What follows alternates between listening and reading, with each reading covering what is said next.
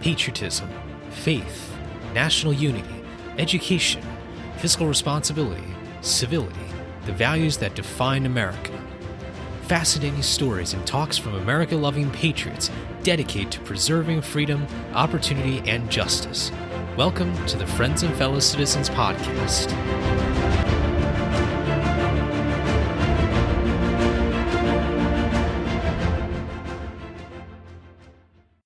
Hello, everybody, and welcome to episode 67 of Friends and Fellow Citizens. I'm your host, Sherman Tylowski. Thank you so much for joining me. This week's episode is another of our Sacred Honor series episodes, and this week we'll be talking about Robert Treat Paine, the next member of the Massachusetts delegation that signed the Declaration of Independence. As a quick reminder, if you haven't already, make sure to hit that subscribe button, or better yet, subscribe to our email list. Go to shermantylowski.com. The link is down in the show notes below. So after you listen to this episode, make sure to check that out and to sign up for our email list for the latest news, announcements, special promotions, episode notifications, and all the rest via your inbox. Make sure to check that out at the end of this program. Today's focus is on a man whom, to be honest, I never ever heard of until I started this episode, or started the research of this episode. I think it's often because the Massachusetts delegation has a couple of big heroes already. We've already covered Samuel Adams and his cousin John Adams. And the next guy to sign the Declaration of Independence is, again, someone whom I never heard of before. Maybe some of you have.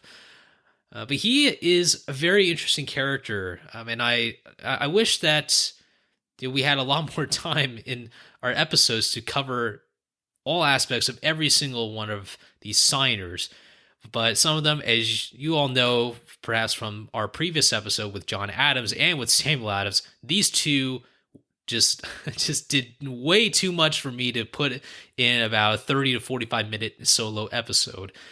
But Robert Treat Paine, I'll give you a bit of background here. So he was born in 1731 in Boston, and he had a bit of a merchant background. His dad was a merchant. He had been involved in preaching. He was very, very religious. And his main focuses, I think, are going to be interesting for us to look at. Last episode, for those of you who listened to the John Adams episode, we covered a little bit about the Boston Massacre. And I'll get to that in just a little bit. But that becomes not only another important element to Robert Treat Paine's life, but it's also kind of came as a shocker for me. Now, Robert Treat Paine was someone who was very dedicated to the law. He eventually passed the bar. He started practicing law. He had connections. He had a connection with James Otis, who was a prominent politician at the time in Massachusetts. But he really first got involved in politics when the Stamp Act came about. And really a lot of the founders and particularly the signers started their work because of the Stamp Act of 1765. As a quick recap, the Stamp Act basically was a tax on stamps, and while it might seem obvious, it was really the stamps on things like stationery, even playing cards. You have to have a stamp, and you got to pay for it. That was one of the first big pieces of legislation that the British passed, alongside others. There was the Sugar Act and the Tea Act. That all kind of was either before or after the Stamp Act. But this was a very, very unpopular tax. Lots of protests, riots, as you can probably imagine. And Robert Treat Paine was getting very concerned about the British justification for something like this. And it really feeds into the larger idea of why the American Revolution was so revolutionary, and why the arguments for the patriot cause were going to be so dominant, not just within that era, but even to today's politics. When we think about the debate between about the size of government or what the role of government is, a lot of this really originated from that time. And I don't think there really is another country out in the world that has that same sort of dynamic of understanding the role of government and always being active and figuring out what that role is, because it's never going to be static. Honestly, Robert Tree Paine wasn't even really thinking about how, taxes were going to be collected and everything. But one thing he was very, very sure about was that he was very skeptical of the power of Parliament to tax the colonies in such a manner, especially since the colonies didn't have any kind of representation. Now, it's important to know that this was not an independence movement that Robert Tree Paine was advocating for. I would say that given the episodes that we've covered and some of the things that I've read about the signers, it's a comfortable way to say that for most of the signers, this was not an independence movement, but rather a colonial rights movement in the 1760s. It wasn't until as you got closer towards 1776 didn't this idea of independence really start coming into play. And Paine was certainly one of those guys who was very concerned about the rights of the colonies, but he was not on board with some kind of separation, and certainly not of any kind of conflict.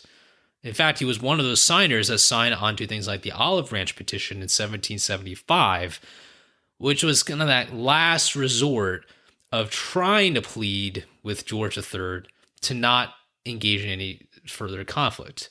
And we all kind of know how well that went, or how bad it went. But then came that tragic day, March 5th, 1770, when colonists started pelting British soldiers and British soldiers firing on their own people. We all know it as the Boston Massacre nowadays. And this became a very, very sensitive time. I touched upon this a little bit in the last episode about John Adams, but tensions were just boiling. People wanted to just get out and fight someone, like it was just that bad. It could have been such a big tipping point. I would argue that the American Revolution would have started earlier. The fighting definitely would have started earlier had it not been for some key people who kept it at the very minimum skirmishes, or just, angry words being traded at each other, but maybe no lives lost. And I would argue, given what I've read about Robert Tree Paine, I'd say that he was one of those people who kept it from becoming even worse than it already had been. The reason why I say that is because I mentioned last time that John Adams represented the British soldiers at the trial. Well, guess who was at the other side of that trial in favor of the colonists? It was Robert Tree Paine. One day I'm sitting doing my research on John Adams, and I was like, I was wondering, I never caught the name of whoever was representing the other side. And I'm not even joking. Like, you read a lot about the name Adams, but you don't read a whole lot about the other side, which you might think would get a bit more traction, since that was the colonists' side arguing that the British soldiers were in fact massacring them on purpose. But I was doing my research on the man today, and I realized, wait, him? Like he was the one all along? Like it was just such a surprise for me. But yes, indeed, it was this man, Mr. Paine. And Robert Tree Paine, even though he lost this historic trial, he really brought a name for himself. And while there's not that many documents there where I can read to you, and besides, it would take a long time anyway, while there aren't as many documents to fitly describe exactly what he said, but the reaction, especially given the letters that he received from some of his colleagues, even people who were affiliated with the Sons of Liberty and absolutely hated the British with all their guts, They even said that the way Paine conducted himself was professional and courteous. Again, it was very, very contentious. Don't get me wrong. I mean, this is about one of the biggest tragedies to occur on the colony's territory. Not to mention that there was quite a bit of misinformation, and I am kind of pointing to Paul Revere's diagram or drawing of this, which was not accurate at all, and not to mention the value wasn't even there. It was such a contentious time, but Paine was able to control himself. Even though, if you look at the results, with the British commander, Captain Thomas Preston, and 6 soldiers all acquitted, only 2 soldiers found guilty of manslaughter, punished, and then were released. It was still a very big victory, not just for Paine, but for Adams and for the independence movement. Let's just imagine for a second, if you're in that crowd in Boston and you hear about the tragic news of hearing the deaths of some of your fellow countrymen, and not to mention the fact that people were already having so much mistrust, already having that hatred, but also that a feeling of not wanting to be the first one to start the violence. What do? You know, you can rally around, you can be Sons of Liberty, you could be a flat out loyalist, but how do you make it so that if you are on the colony side, you want to portray your movement as the good movement that supports representation, supports democracy, and all the rest. But you don't want to be the one, starting fires and taking ships or tarring and feathering British officials, right? How would you do that? On the other hand, if you were a loyalist and you wanted what's best for the United Kingdom, how do you make your case so that you don't anger the other side, but you also want to suppress dissent, and that you want to just do things your way because you're loyal to the crown?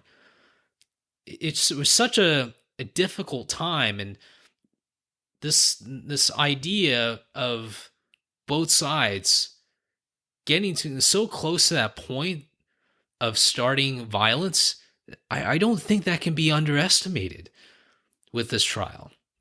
And I think I had to rely on John Adams and Robert Tree Paine and their sides to be able to settle this, at least to prolong the conflict. Even though we all know what happened after the trial and subsequently throughout the years, but it's just a good question to reflect on as we think about Robert Tree Paine and the accomplishments that he had for the revolutionary movement. Now, over the years, Paine would be very much within that group of political leaders in the movement. He would ultimately serve in the provincial assembly. He would represent Taunton, Massachusetts, which is a very, very old settlement, obviously still in existence today. Founded, I believe, in the 1600s. It's just a very, very old place, but he decided to do a lot of work on advocating for those colonial rights, as I mentioned earlier. And he was really starting to float this idea around of, well, how is all this going to unfold? And I want to say that this is really a time for him to not only be active on colonial rights, but he also did a lot of the, what I call heavy work of serving in the Continental Congress. And this is a side of the signers that we don't often hear about. We do hear about the important arguments for freedom and for the civil rights and all the rest and all the other elements of democracy that we hold so dear. But the other aspect too is also the logistics side. With the Continental Congress, you're putting together militias. You're putting together people who don't have really much military training, if any, at all. Not to mention the fact that you have a bunch of loyalists out there who could really threaten your livelihood. They had to come up with finances, they had to come up with appropriations, and Robert Tree Paine was in charge of something like gunpowder and the ammunition, figuring out ways where the militias can obtain ammunition, figuring out how to manufacture them or how to sneak out and seize some. That's probably always quite a daring mission there. And he really just played a huge role in the logistical side of what I call the logistical side of the Continental Congress. As I mentioned before, Paine was not on board with that complete separation from England. But over the course of time, even after the battles of Lexington and Concord, which happened even before the Declaration was signed, he was still hopeful that a united colonial leadership could force the British hand and start a negotiation process. But after that olive branch petition, what I just mentioned earlier about that last plea, which was very much just an epic fail, he really knew that this was going to be a huge battle. Robert Tree Paine becomes the 6th signer of the Declaration of Independence. For this week, I want to cover one document that Robert Tree Paine wrote, which I think is so essential for the basic principles that we often outline in with Washington's farewell address, and really just a lot of the values that really underpin this nation and the birth of the United States. This document is a letter that Paine wrote in response to another set of letters. I'll give you a little bit of backstory, and I hope that some of the elements that Paine brings up can help you and to understand what he was thinking, what a lot of the founders were thinking at that time. This letter was written in 1775, and it's in response to a series of letters that it was so hard to pronounce when I first saw it, and I hope I got this right. The letters were called the Massachusettensis. That sounds like a tongue twister there. I wonder if the author kind of thought about how terrible it was to pronounce it. Anyway, this series appeared in the Massachusetts Gazette from December 12th, 1774 to April 3rd, 1775. Now, I wish that I could just pull out some money to be like, oh, that sounds really interesting. And it sounds like, oh, it's very pro-Massachusetts. Well, yes, pro-Massachusetts, but not the pro-John Adams or the Samuel Adams or all those people. It was actually the pro-loyalists in Massachusetts. The writer wasn't known at the time, but his name eventually was revealed to be one of Daniel Leonard. What's interesting is that Leonard was actually Robert Tree Paine's longtime friend, and Leonard eventually became a loyalist refugee. And this has got to be a very, very difficult time, right? I mean, you've got a friend who is very much sympathetic to the loyalist cause, and you're skeptical of a lot of the claims that he's making about the role of government. But nonetheless, this letter, which I won't go through the entire thing, it's quite long, but I'm going to cover some of those main points from that letter, just to give you an idea of what Paine is saying in response to this pro-loyalist series, which essentially was just reiterating a lot of what the loyalists were thinking, what their justification was for things like the Stamp Act, for the Townshend Acts, and just really the way that the British were treating the colonies. Now, there is some kind of precedent to the basis of these arguments that Paine is making. One in particular really stems from the Boston Massacre trial that I just mentioned earlier. Paine was not really arguing so much about the shootings, and so it's not like a homicide investigation sort of thing. Paine was more arguing about something called the quartering of soldiers. It stems from a piece of legislation called the Quartering Act, which was a law that the British passed, which said that basically if you're a British soldier and you want to stay in someone's house, you can do that. That was part of the law. And you can probably imagine how annoying these British soldiers were, especially the ones who had a very big appetite. The colonists were just fed up with this intrusion of privacy. Not to mention that, I mean, a lot of these tenants, you probably give them 1 star if you were to give them a rating. It was just awful experiences. And this really was the basis of something we have called the Third Amendment. The Third Amendment, which is probably the most irrelevant amendment in a lot of ways on the practical side of things, does ban the quartering of soldiers. And that's how we get that idea from people like Robert Tree Paine. But Paine really goes into this crux of what the loyalists were arguing and why he thinks that it's just bad reasoning, or maybe no reasoning whatsoever, and filled with lies and deception. Well, the first takeaway I got is that there's a part where he addresses this series. We're going to call them the Leonard Letters, just because the name, it's such a hard name to pronounce. And once again, it's a tongue twister that Mr. Leonard didn't really see coming. Anyway, the Leonard Letters really claimed that the colonist press, the papers, were trying to restrict his opinions or his positions. But Paine was like, no, because everyone up and down the loyalist line is saying the same thing.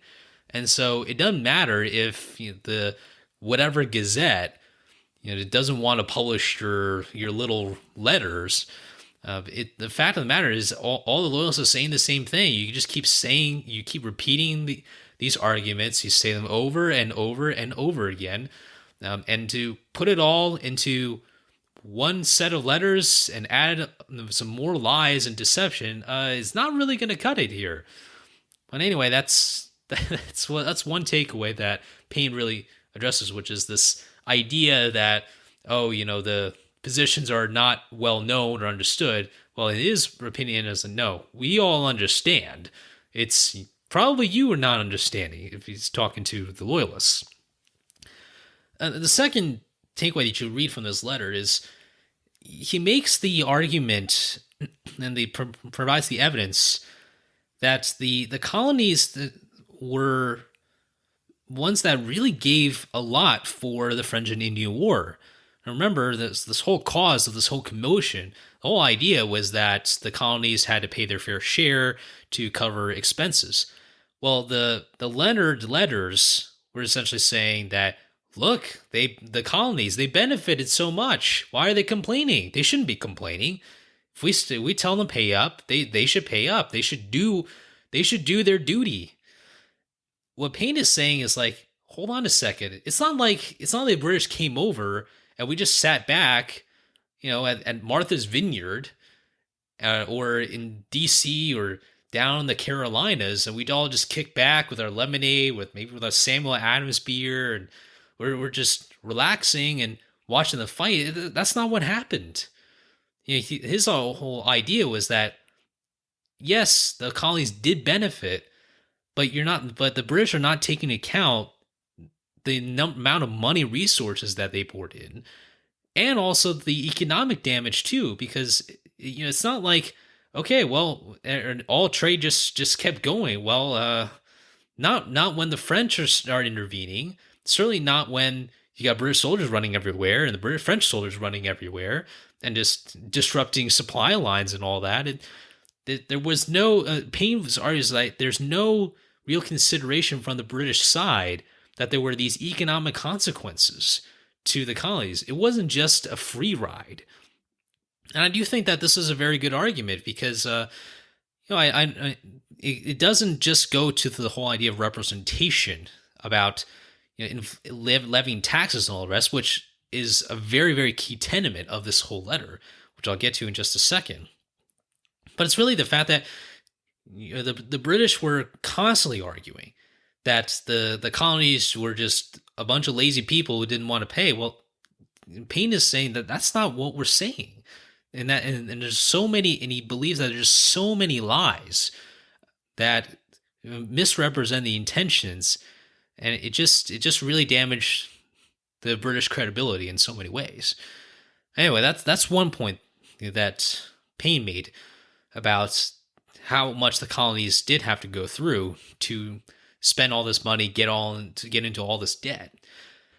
Thirdly, Paine notes that the Leonard Letter said that the reason why the Stamp Act, which ultimately got repealed, the reason why that went away and the reason why we have all these commotions is because there were just a bunch of evil people, gathered around who made up all this nonsense about the Stamp Act, blasted it in ridiculous ways, and that's how it just galvanized a bunch of people. It was very condescending, to put it that way.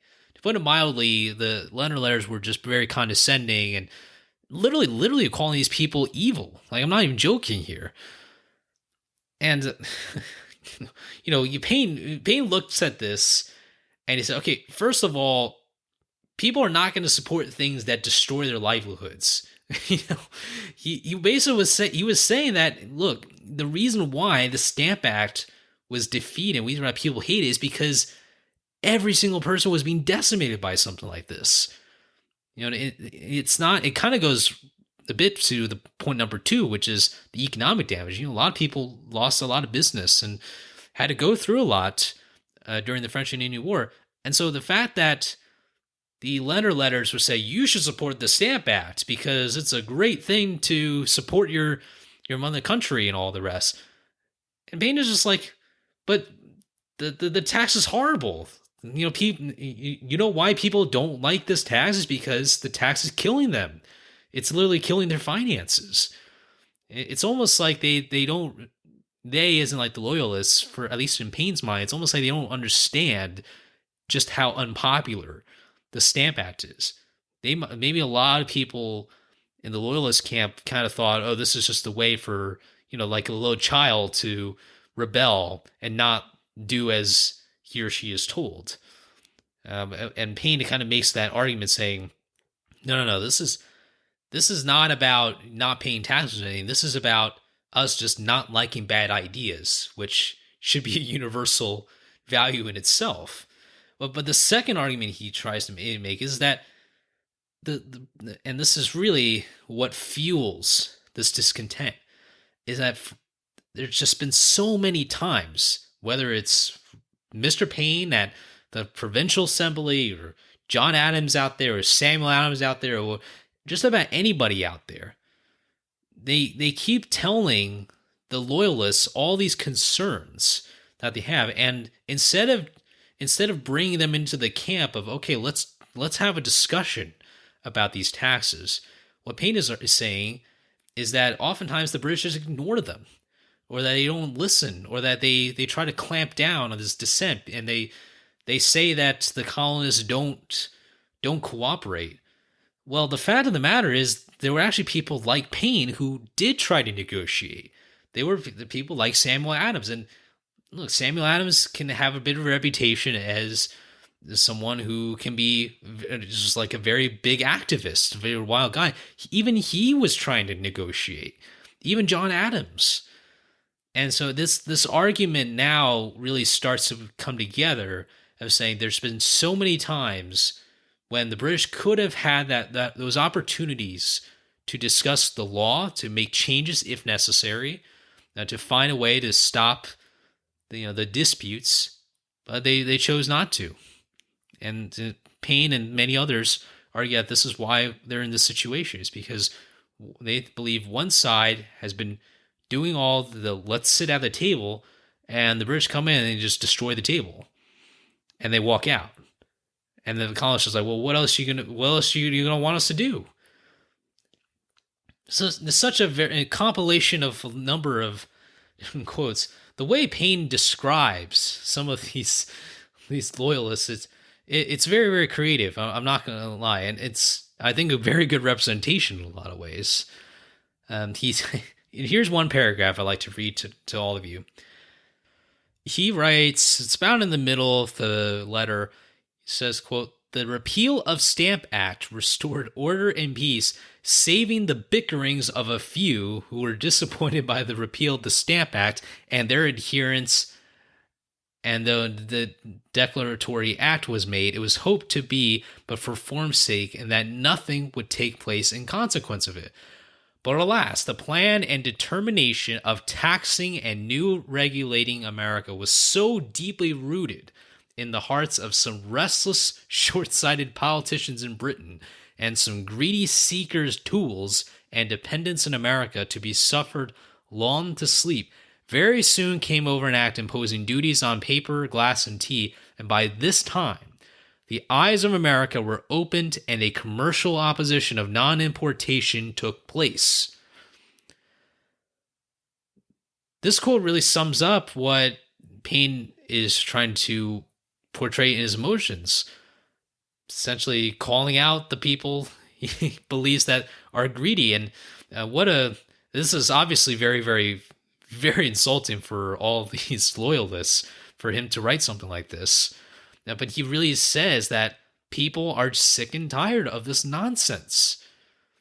And they're just like, you know what? People have their eyes opened. I really love this imagery of the eyes of America were opened. People see what is happening. They don't like it. And so it's like, well, what is the next step? And so often the ball is in the British court, but for some reason you hit the ball over the net and then they hit it out of bounds. And then they're like, oh, we're not playing this game. One quick story I'd like to share about Robert Tree Paine before we get into a bit of our reflection phase is that he eventually took on a lot of positions. He helped form the Massachusetts state constitution. He was the Speaker of the Massachusetts House of Representatives in 1777. So after his time in the Continental Congress, which ended in December 1776, he did go back to Massachusetts. He later was served as Massachusetts Attorney General from 1777 to 1790, so quite a long time. And there's one case that I found is so interesting. This might shock you here. It shocked me when I first read about it. There was a case in 1781, and there was a man named Quock Walker. Quock is Quock. I've never seen that name before, but anyway, Quock Walker is a slave in Massachusetts, born in 1753, and he had a wealthy landowner who owned him named James Caldwell. He bought his family, and Caldwell said that Walker would be free at age 25. But when Walker was 10 years old, Caldwell actually passed away. And so what happens is that Caldwell's widow remarried a guy named Nathaniel Jennison. And they told him that they freed him at the age of 21. But Mr. Jennison changed his mind. He said, nope, I'm not letting you go anymore. And Walker ran away in 1781. Unfortunately, Jennison found Walker, and he brutally beat him. I can't even imagine what that's like. You know, we hear so much, obviously, about the horrors of slavery. It's a real conversation we have to have in this country about the history of slavery. Do so in an honest way, and certainly in this case, it was just a terrible episode. And this ultimately went into lawsuits. And guess who was Massachusetts Attorney General? Robert Tree Paine. What is so interesting is that Walker sued Jennison for his freedom. He said, you promised that I would be free at age 21.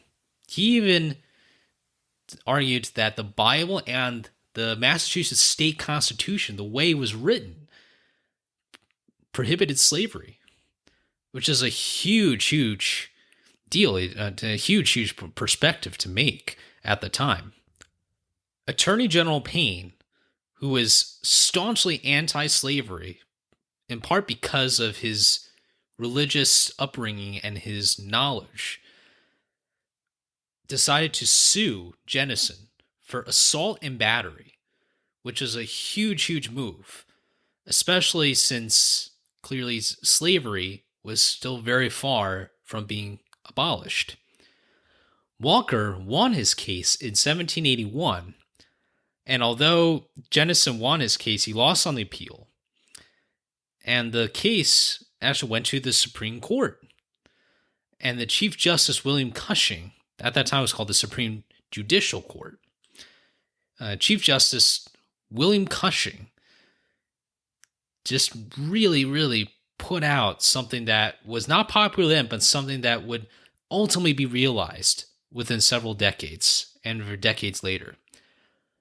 He argued that nowhere in Massachusetts did it expressly say that Christians could hold Africans in perpetual servitude. He ultimately stated that slavery was for the benefit of trade and wealth. That was a very, very big moment for the early, just the seedlings of the anti-slavery movement and the abolitionist movement. Paine was staunchly anti-slavery, as I mentioned earlier. He actually helped co-found the Pennsylvania Abolitionist Society, which is actually still around. It's a small organization, but nonetheless, it really represents the fact that he was a man who didn't care about the opinion polls. He didn't think about what people were going to compromise on slavery. He was just like, no, this is my position, and I'm going to stand for it. And while Paine would ultimately serve in a lot of political positions later on, his health was becoming a problem. His hearing wasn't good. His sight wasn't good. On May 11th, 1814, Robert G. Paine passed away at the age of 83 in Boston. A man who really served his country in some of the biggest capacities anyone could ever imagine. From the Boston Massacre trials to the Continental Congress signing the Declaration of Independence, and ultimately serving as Massachusetts Attorney General, the Massachusetts Speaker of the House. Truly a remarkable career for someone who had all these various different ideas that would help shape what the United States would ultimately look like.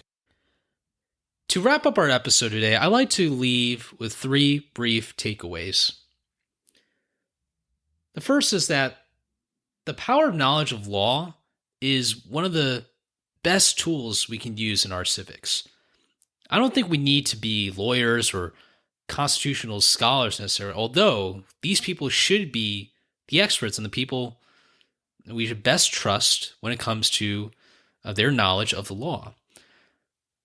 But I believe as the way that Paine expressed himself and the way that he wrote these letters, he had to communicate to a broad audience, and he was able to use the law as a basis and then describe the law in ways that ordinary people could understand.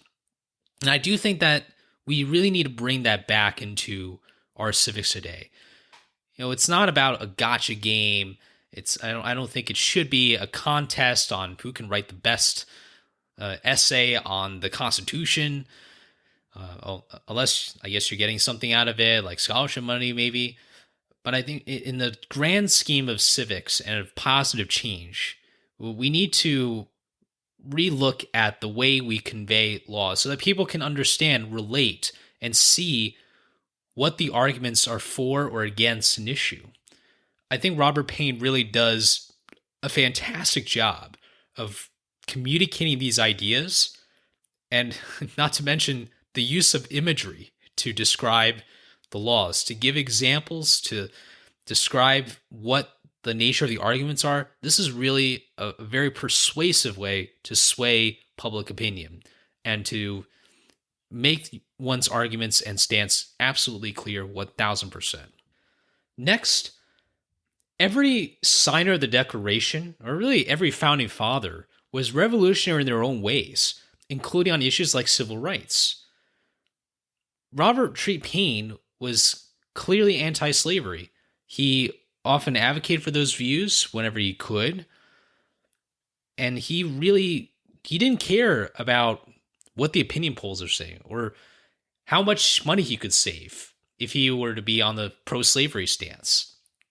He didn't want to anticipate, I'm sure, a civil war, but he truly believed that there needed to be some kind of will to make that first move.